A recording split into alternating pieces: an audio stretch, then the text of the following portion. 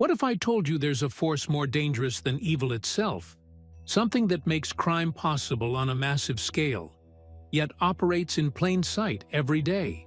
When Dietrich Bonhoeffer, a brilliant theologian who resisted the Nazis, was locked in a prison cell awaiting execution, he made a shocking discovery. After years of trying to fight against one of history's most brutal regimes, he realized that evil wasn't the greatest threat to humanity. The real danger was something far more common. Something that might be sitting next to you at work. Something that might be in your family. Something that might even be looking back at you in the mirror. This hidden force is all around us today, and you might be part of the problem without realizing it. We've all encountered it. That person who refuses to acknowledge facts despite overwhelming evidence. The colleague who follows dangerous trends without questioning them. The relative who shares harmful misinformation but can't be reasoned with. You present them with clear proof, irrefutable logic, mountains of evidence, and they just smile, shake their head, and say, "Whatever. That's what you think." It's maddening. But it's not just annoying, it's actually dangerous. This force that Bonhoeffer identified has toppled nations, enabled genocides, and continues to threaten our society more than any criminal ever could. Today, we're going to explore why Bonhoeffer believed stupidity, not evil, is humanity's greatest threat, and how to make sure you're not part of the problem. Because unlike evil, which can be recognized and fought, stupidity wears a mask of righteousness that makes it nearly impossible to defeat. To understand why stupidity is more dangerous than malice, we need to first understand Bonhoeffer himself. Dietrich Bonhoeffer was born in 1906 in what he described as a land of poets and thinkers. Germany had produced brilliant minds like Kant, Goethe, and Beethoven. It was a nation that prided itself on intellectual achievement and cultural refinement. Yet Bonhoeffer watched in horror as this same society descended into barbarism. His country, filled with ordinary, educated people, embraced hatred, violence, and eventually genocide. And the most terrifying part? Most Germans didn't see themselves as evil. They believed they were doing the right thing. As a Lutheran pastor and theologian, Bonhoeffer spoke out against the Nazi regime from the beginning. He helped Jews escape, joined the resistance, and eventually became part of a plot to assassinate Hitler, actions that would lead to his arrest in 1943. It was during his imprisonment, as he reflected on how his nation had fallen so far, that he developed his theory of stupidity. In his famous Theory of Stupidity letter, he wrote something profound. Evil can be exposed and even prevented by protest. But against stupidity, we are defenseless. But Bonhoeffer wasn't talking about low intelligence or lack of education. He was describing something far more dangerous. Let's be crystal clear. The stupidity Bonhoeffer described isn't about IQ or education level. It's not about being uninformed. That's just ignorance, which can be fixed with information. The stupidity Bonhoeffer identified is a moral surrender, a willful abandonment of independent thought. It's giving up your ability to think critically because it's easier to follow along with the crowd or authority. Here's what makes this form of stupidity so much worse than evil. Evil knows it's evil. A thief knows they're stealing. A liar knows they're lying. Even the worst criminals typically understand that what they're doing is wrong. They just don't care, or they justify it somehow. Because evil recognizes itself, it carries what Bonhoeffer called the seed of its own destruction. Evil people feel guilt, unease, or at least a need to hide their actions. Evil can be exposed and fought directly. But stupidity? Stupidity is immune to facts. It's blind to reason. It's deaf to evidence. The stupid person, in Bonhoeffer's sense, doesn't think they're doing anything wrong. They're utterly convinced of their own righteousness. They're not just defending their views. They're defending their very identity. You can argue with a malicious person, but you cannot argue with a stupid one. They don't engage with facts. They dismiss them. They don't debate. They mock. And most dangerously, they are utterly convinced they're right. Martin Luther King Jr. recognized this same threat decades later when he said, "Nothing in the world is more dangerous than sincere ignorance and conscientious stupidity." This pattern isn't unique to Nazi Germany. Throughout history, we see the same mechanism at work in every case of mass atrocity. The Rwandan genocide, the Cambodian killing fields, the Cultural Revolution, Jim Crow America. In each case, ordinary people, neighbors, friends, even family members, participated in horrible acts, not because they were all inherently evil, but because they had surrendered their moral responsibility to think for themselves. And before you comfort yourself by thinking, "That's all in the past," look around. We see this same pattern playing out today. From deadly health misinformation spreading online, to climate science denial despite clear evidence, to political extremism that dehumanizes opponents, the pattern continues. The most terrifying aspect of stupidity is that it operates unconsciously. People don't even realize they're doing it. They believe they're right. They cling to their views with absolute certainty that no argument, no evidence, no rational explanation can shake. And this dance between authority and stupidity, between those who exploit stupidity and those who surrender to it, is what makes stupidity more dangerous than any individual criminal could ever be. Now, here's the most counterintuitive truth Bonhoeffer discovered. Stupidity is not an intellectual defect, but a moral one. You can be brilliant, yet deeply stupid. You can have multiple degrees, score high on IQ tests, and still exhibit this dangerous form of stupidity that Bonhoeffer warned about. Consider Martin Heidegger, one of the most influential philosophers of the 20th century. His work on existentialism and phenomenology revolutionized Western philosophy. He was undeniably brilliant, a towering intellectual figure. Yet despite his extraordinary intelligence, Heidegger joined the Nazi Party in 1933 and remained unrepentant about it until his death in 1976. He used his considerable intellectual talents to justify and support a regime that committed unspeakable atrocities. By contrast, many intellectually simple people throughout history have shown profound moral wisdom and courage. Think of the farmers who hid Jewish families during the Holocaust, the uneducated civil rights activists who faced fire hoses and attacked dogs, or the ordinary people who risked everything to help others escape tyranny. Intelligence and wisdom are not the same thing. One can be brilliant, yet morally bankrupt.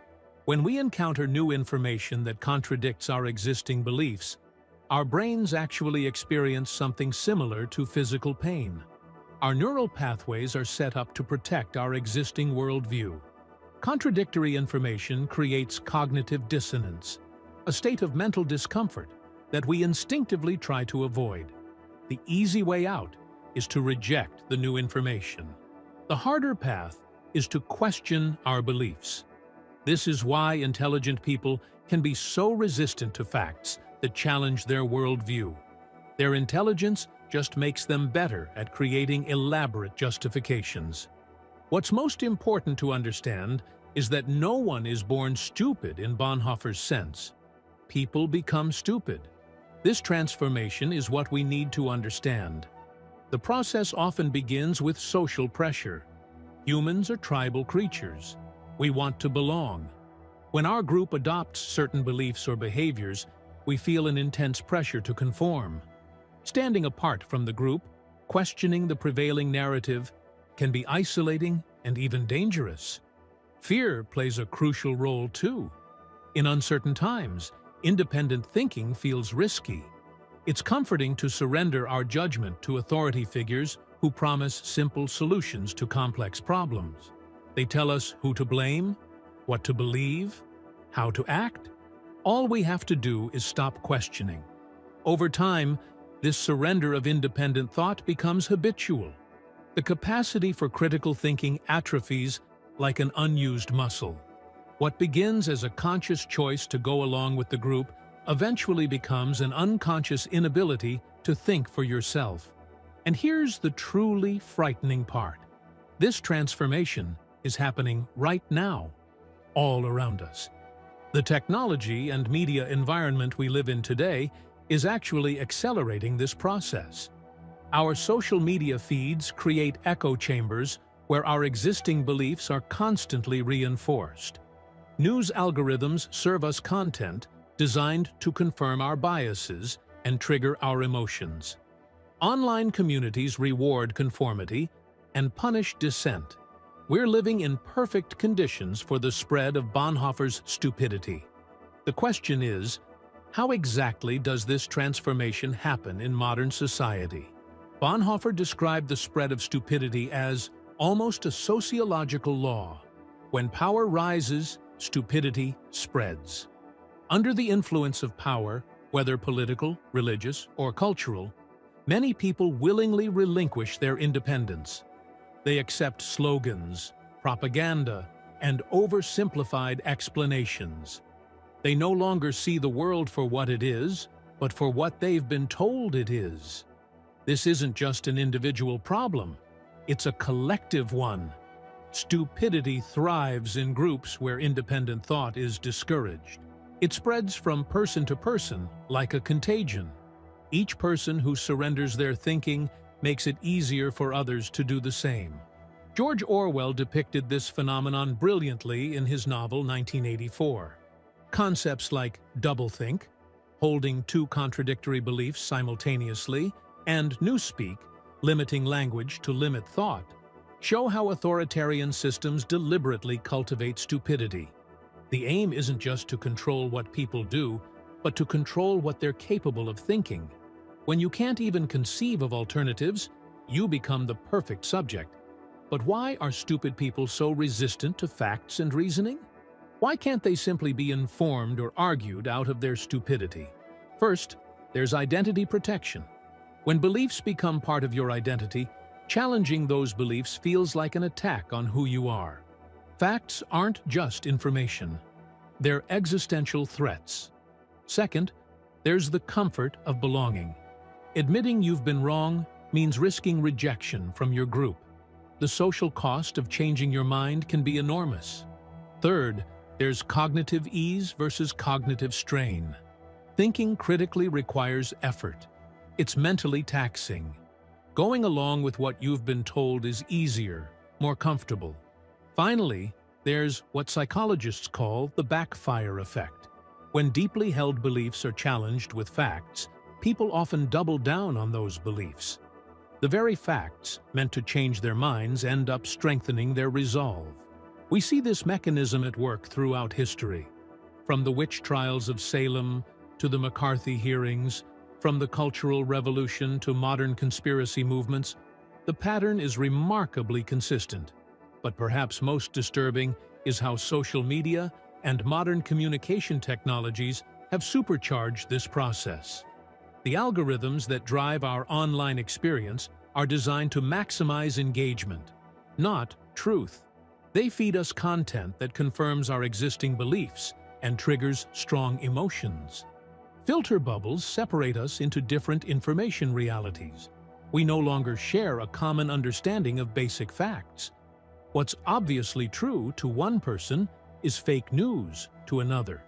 The result is a fragmented society where mutual understanding becomes impossible. We're not just disagreeing, we're living in different worlds. This technological acceleration of stupidity may be the greatest threat we face as a society. Because when we can no longer agree on basic reality, democracy itself becomes impossible. So how do you know if you're falling into this trap? Here are 7 warning signs of Bonhoeffer's stupidity that you should watch for in yourself and others. First, you surrender your ability to question and think independently. When you find yourself accepting ideas without examining them simply because they come from your side or an authority figure you trust, you're displaying the first sign of stupidity. Second, you conform to group thinking without examination. When you believe something primarily because the people around you believe it, you're prioritizing belonging over truth. Third, you respond more to emotional appeals than logical arguments. When you find yourself moved to strong opinions by fear, anger, or outrage, rather than by facts and reasoning, you're being manipulated. Fourth, you embrace simplistic explanations for complex problems. When you find comfort in reducing nuanced issues to simple narratives with clear villains and heroes, you're avoiding the cognitive strain of genuine understanding. Fifth, you refuse to consider evidence that contradicts your beliefs. When you immediately dismiss information that challenges your worldview without genuinely engaging with it, you're protecting your beliefs at the expense of truth. Sixth, you feel absolute certainty about complex issues. When you have no doubts about your position on complicated matters where reasonable people disagree, you've likely stopped thinking critically. Seventh, you dehumanize those who disagree with you. When you find it easy to dismiss entire groups of people as evil, stupid, or insane rather than trying to understand their perspective, you've surrendered your moral responsibility. Have you caught yourself doing any of these recently? I know I have. We're all vulnerable to these tendencies. The question isn't whether we sometimes fall into stupidity, but whether we have the courage to pull ourselves out. So how can we protect ourselves and our society? Here are 7 strategies that can help. First, commit to intellectual independence and critical thinking.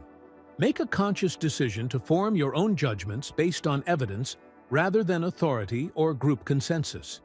Remember that thinking for yourself isn't selfish. It's a moral responsibility. Second, question authority and popular narratives, especially ones you agree with. It's easy to be skeptical of ideas that challenge your beliefs.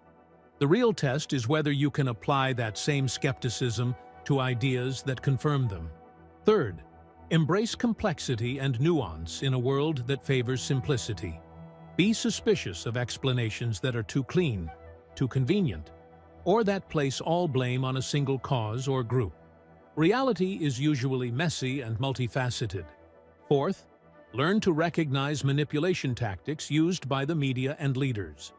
Understand how emotional appeals, deceptive framing, and information overload can be used to short-circuit your critical thinking.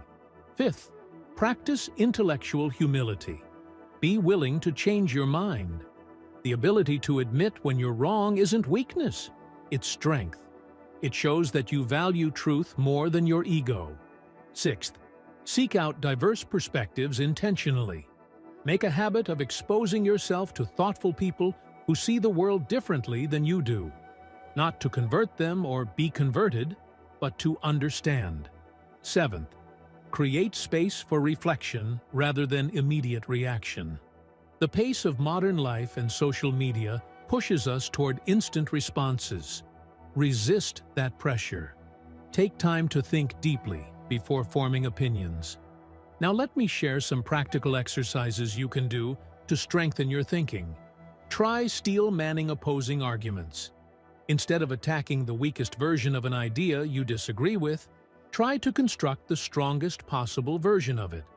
Only when you can articulate an opposing view in a way that its proponents would recognize and respect are you truly engaging with it. Conduct an information diet audit. Take stock of where your information comes from. Are you hearing diverse perspectives or just variations of the same worldview? Are you consuming content that challenges you to think or just confirms what you already believe? Question your foundational assumptions. We all have basic assumptions about the world that we rarely examine. Take time to identify these assumptions and ask yourself, how do I know this is true? What if it isn't? What would follow from that? These practices won't make you immune to stupidity, but they will make you more resistant. And in a world where stupidity spreads like a contagion, resistance is crucial not just for yourself, but for society. Let's return to Dietrich Bonhoeffer's story. After years in prison, he was executed by hanging on April 9, 1945, just 2 weeks before Allied forces liberated the camp where he was held. He died for his refusal to surrender his moral and intellectual independence. His final words before being led to the gallows were, "This is the end. For me, the beginning of life." Even facing death, he maintained his commitment to truth over comfort. The greatest danger to society isn't the criminal who knows they're doing wrong.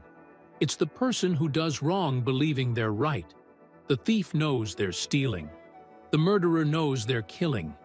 But the person who has surrendered their thinking can commit atrocities while believing they're serving a greater good. This is why unchecked stupidity inevitably leads to authoritarianism. When people stop thinking for themselves, they become tools for those in power. They can be directed to hate, to harm, to destroy, all while believing they're justified. The relationship between stupidity and violence is direct. Almost every case of mass violence in human history was preceded by a campaign to dehumanize the victims, to make them seem less than human, less deserving of empathy or consideration.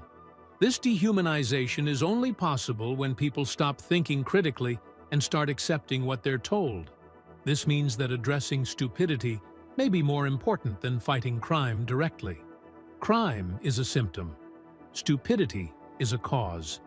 When we surrender our thinking, we create the conditions for greater suffering. Bonhoeffer's ultimate warning remains as relevant today as it was in his time. If we don't actively fight for independent thinking, we will not just be battling stupidity, we will be ruled by it. So, I ask you, where might you be surrendering your thinking? What beliefs do you hold that you've never truly examined? What authorities do you trust without questioning? What groups do you belong to that shape your thinking in ways you haven't considered? These aren't comfortable questions. They shouldn't be. Growth rarely happens in comfort zones. In the comments below, I'd like you to share a time when you caught yourself falling into this kind of stupidity, and how you broke free. What made you realize you had stopped thinking for yourself? What did it feel like to reclaim your intellectual independence? If this video made you think differently about thinking itself, consider subscribing for more perspectives that challenge conventional wisdom. And share this with someone who needs to hear it. But be prepared for resistance. Remember, you can't argue with someone out of stupidity. You can only plant seeds that might one day grow. Next time, we'll explore the surprising connection between comfort and corruption. Why easy lives create weak minds. Until then, stay curious, stay independent, and above all, never surrender your responsibility to think for yourself.